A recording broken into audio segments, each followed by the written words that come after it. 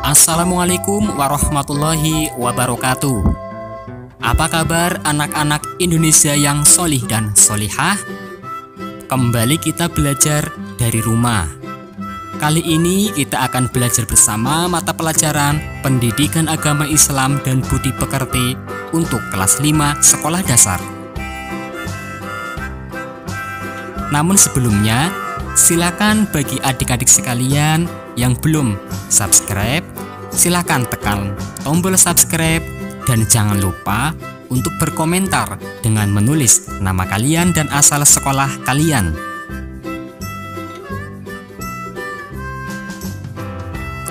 Baiklah anak-anak sekalian, sebelum memulai belajar bersama kita kali ini, terlebih dahulu kita berdoa kepada Allah, semoga kita diberi kemudahan dalam belajar serta mendapatkan ilmu yang bermanfaat.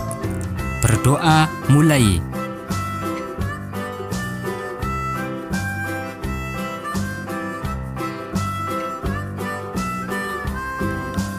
Anak-anak yang solih dan solihah, pada materi pertama di pertemuan kali ini kita akan belajar bersama tentang surat At-Tin.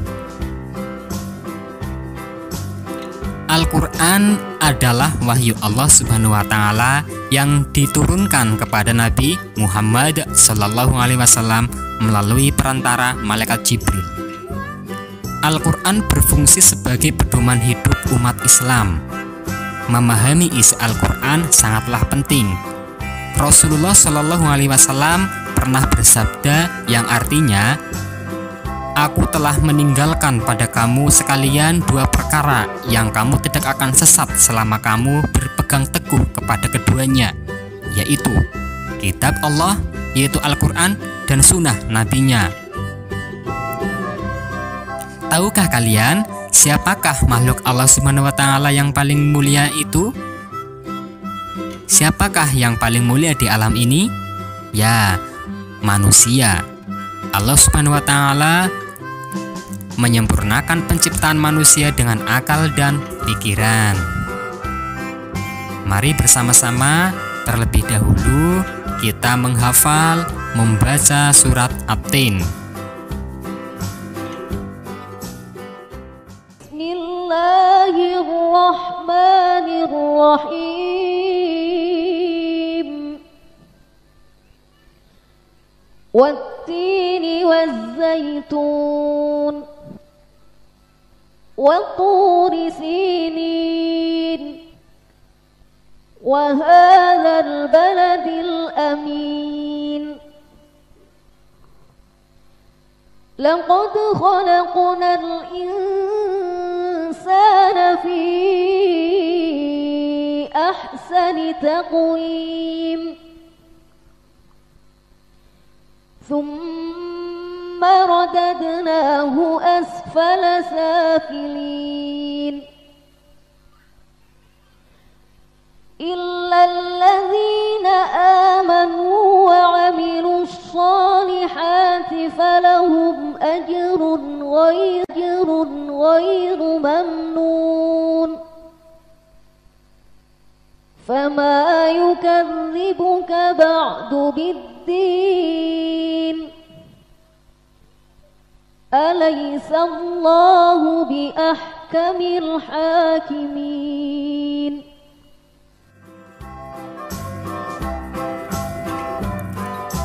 Makna kandungan surat At-Tin.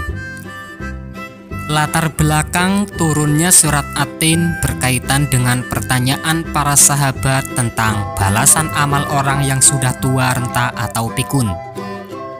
Diriwayatkan oleh Ibnu Jarir dari Al-Aufi yang bersumber pada Ibnu Abbas, surat At-Tin turun berkaitan dengan pertanyaan para sahabat tentang balasan amal orang yang sudah pikun.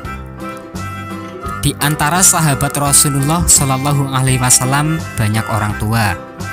Mereka merasa takut tidak mendapatkan pahala atau tidak menjadi ahli surga jika mereka mengalami masa pikun. Mereka gelisah dan mempertanyakannya kepada Rasulullah Shallallahu Alaihi Wasallam. Melalui surat At-Tin ini, Allah Subhanahu wa Ta'ala menegaskan bahwa amalan orang yang beriman dan beramal saleh, pahalanya akan selalu mengalir terus-menerus meskipun orang tersebut mengalami masa pikun. Masa pikun adalah kondisi seseorang yang sudah tua dan memiliki pikiran yang tidak stabil. Sifat pikun biasanya ditandai dengan sering lupa.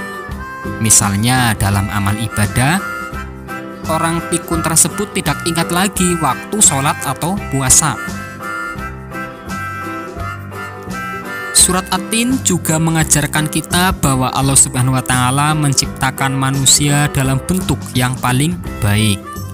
Allah Subhanahu wa Ta'ala mengingatkan manusia terhadap nikmat yang telah diberikan kepadanya. Semua itu harus selalu diingat agar manusia tidak terjerumus dalam kehinaan.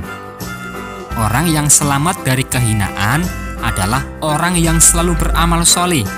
Mereka akan mendapatkan kemuliaan di sisi Allah Subhanahu wa Ta'ala.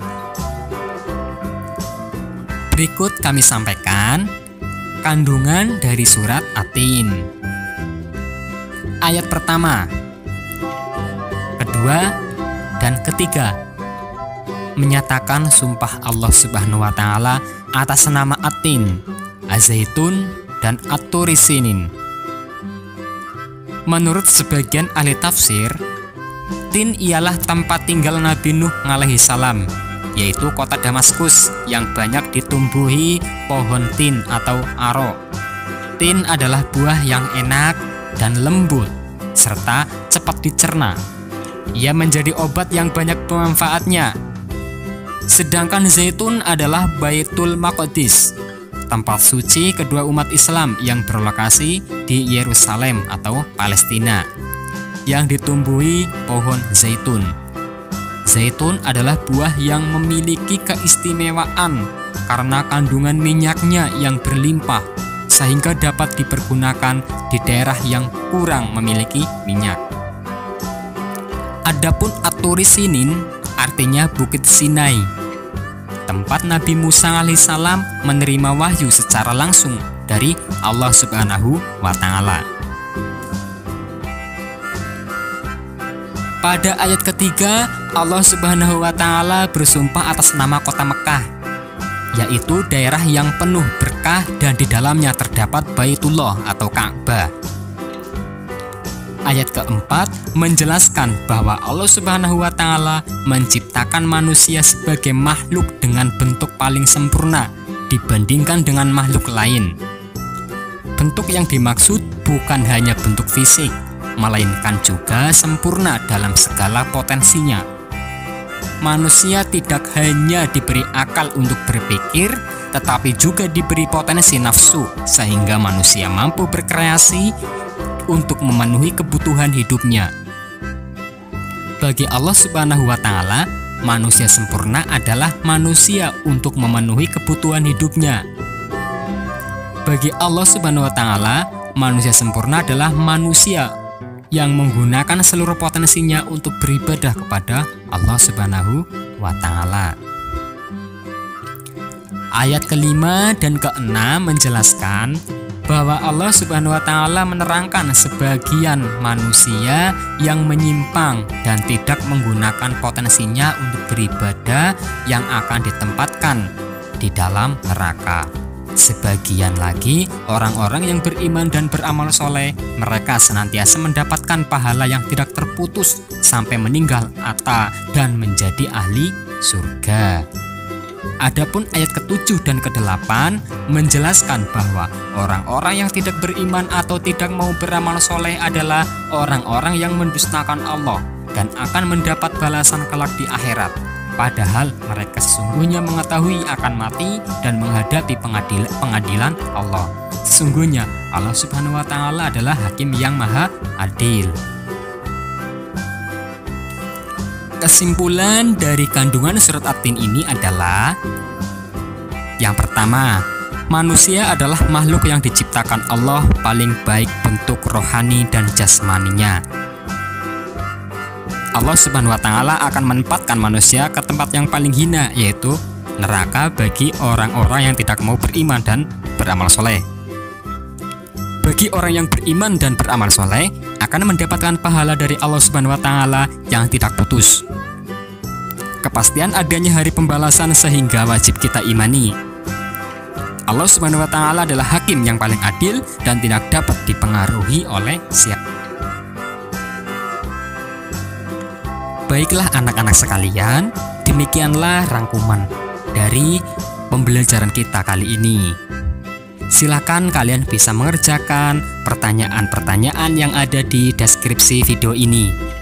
Jangan lupa ya untuk tekan tombol subscribe dan berkomentar dengan menulis nama kalian dan asal sekolah kalian. Sampai jumpa di video selanjutnya. Wassalamualaikum warahmatullahi wabarakatuh.